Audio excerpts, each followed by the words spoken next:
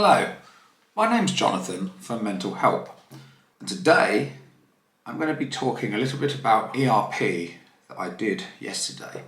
This is my best present that I got for Christmas. As you see here, it's 12 subscribers, which is 2 more than I've got. No, actually I've got a couple more now. Anyway, brilliant. When you get to the end of this video, there's a link that goes to Make OCD Your Superpower. And in that, I actually talked about one of my OCDs, and it was a really silly one about a smoothie. I know. But basically, I felt uncomfortable about something that had been said, and it was silly and it didn't mean anything. OCD genuinely is fairly ridiculous in the sense that the compulsions and the obsessions that we go through, if we actually looked at them in the cool light of day, they really don't make a lot of sense. And that's not to belittle OCD. OCD is incredibly powerful, as I also talked about yesterday, when I spoke about driving back 40 miles because a shopkeeper hadn't said goodbye to me. It just got in my head and I knew it was going to be a problem. I've been trying to take some positives from OCD as well, as you will have heard in my last video. Because I think with anything that's negative in life, if you look closely enough, there is some positives. Even with things that we suffer or go through, it normally makes us a better person or shapes us into a stronger person, or even just helps us to speak to other people and to help them. Yesterday on my video I said that I was struggling with something that had been said, and it just got into my head and I thought I need to go and readdress that with the person who said it, which is my normal OCD scenario and way of coping. It's basically my compulsion, and I didn't want to do my compulsion. On a level of 1 to 10, it was probably 1 out of 10, maybe 2. And I felt that maybe I could just try and hold off. What I did, went and saw my friend Porky for a cup of coffee, and that half an hour that I spent with him took my mind off my compulsion and what was bothering me. Now, normally when something like that happens, the anxiety levels rise up, and before long you feel like you can't breathe. So I took action immediately, and it let my anxiety levels come down a little bit. But after half an hour, I came back and I realised that the obsessive feeling to do the compulsion had reduced. I would say maybe it had gone from like your typical 80, 90, probably down to 60. I had my normal thought process, which is, oh, this is hard.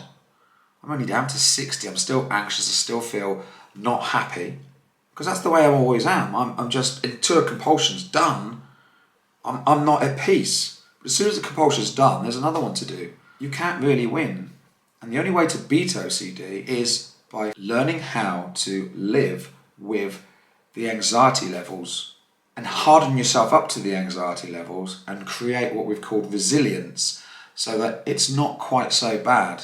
Now, I could have done the compulsion at any time, but I really wanted to try and challenge this one. And then, of course, the trick that OCD always pulls with us is OCD is that little voice and it goes, yeah, well, it's still 40%. And all you had to do is make a quick phone call. And then your anxiety levels would have gone down to 0 and you would have been in paradise. It would have floated off. You could have been free and happy to enjoy your day. And I started thinking, oh, yeah, this felt a bit rubbish today. And I should have maybe just done the compulsion, and is this really worth doing? But then I was reminded of something that's very important to remember and to keep hold of in these times where you're going through the anxiety and you are standing up to your bully. I remembered a very important piece of information because it will start to get easier. And if I stand up to this next time, it will start to become a little bit easier. That's the goal that you have to focus on. Whatever you do in life that isn't pleasant, there's a goal. And there's a reason for doing it, and that's what spurs you on. I watched a video the other day, and this man ran into a building that basically was on fire, and he came running out with his dog in his arms, and he was smoking, he was burnt, he was, in a really bad way. He didn't run into that building without having a goal, without having something that was driving him, and he was focused on that completely. He was consumed with the focus of that goal, and he saved that animal, and it was beautiful, really, really beautiful. And it's important to focus on your goal, and the goal that we have to have in our minds all the time is that we are going to get stronger, and OCD is slowly going to lose some of its power. And as that slowly starts to happen, we're going to gain our freedom.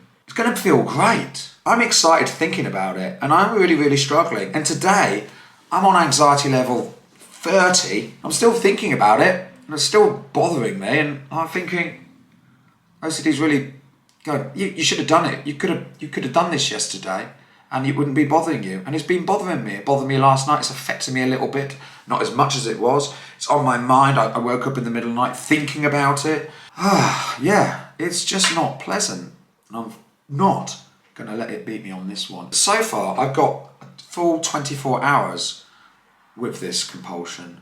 I think that there's a clear difference, because yesterday I also talked about how compulsions and OCD obsessions can stay with you for months if you don't do the compulsion. I think there's a big difference between not being able to do the compulsion and deciding that you're not going to give in to the compulsion. If you were trying to lose weight and trying to diet, and someone locked you in a cupboard and just I just make these things up as I go along, so apologies if some of them are total nonsense. And someone locks you in a cupboard and decides to feed you fruit and water and, you know, a really healthy, boring diet, and after a month you've lost some weight, you're really going to resent that. You're going to be so mad, and as soon as you get out, you are going to go straight to McDonald's. You're going to really, really resent it because you were forced to do that.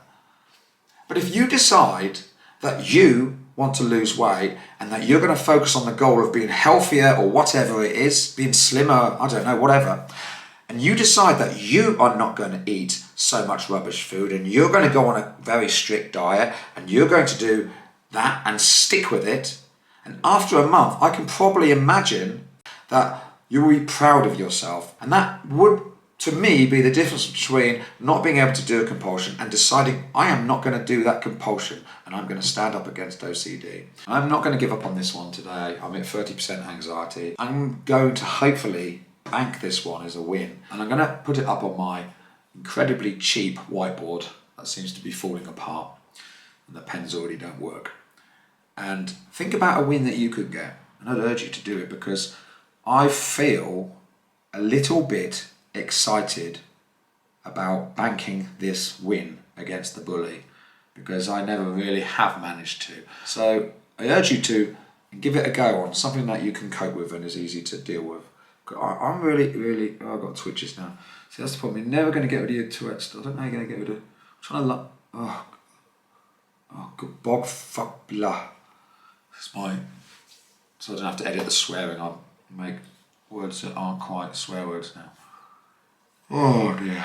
So many things to fix, isn't there, with us all? So many things to fix. Never mind. Dancing Jesus will help. Okay, thanks for watching my video. I'll put a link onto that other one from yesterday. Please subscribe and definitely click like if you've enjoyed the videos. God bless. Thank you for your time. I hope you have a nice weekend, and I'll speak to you soon. Bye-bye.